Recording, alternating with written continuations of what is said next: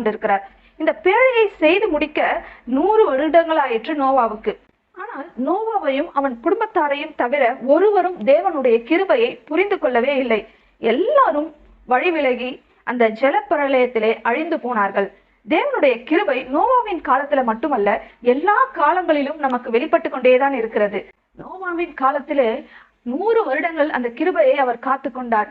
எத்தனை பேரு மனம் திரும்பி வந்தாலும் அவர் ஏற்றுக்கொள்ளக்கூடிய நிலையில தான் அன்னைக்கு அவ்வளவு பெரிய பேழையை செய்தார்கள். ஆனால் அந்த கிருபையை எல்லாரும் அசட்டை பண்ணினபடியினாலே எல்லாரும் பூமியோடு கூட அழிந்து போனார்கள். இதே போல பாவம் பெருகின காலத்துல தான் தேவன் இயேசு கிறிஸ்துவை கிருபையா இந்த பூமிக்கு அனுப்பினார். கர்த்தருடைய கிருபை இயேசு கிறிஸ்துவின் மூலம் நமக்கு வெளிப்பட்டது. அதுக்கப்புறம் இந்த சமாதானம் அது நமக்கு இயேசு கிறிஸ்துவினால மாத்திரம்தான் கொடுக்க முடியும். யோவான் 14ஆம் அதிகாரம் 27ஆம் வசனம் இயேசு என்ன சொல்லுகிறார்? சமாதானத்தை உங்களுக்கு வைத்து போகிறேன், என்னுடைய சமாதானத்தையே உங்களுக்கு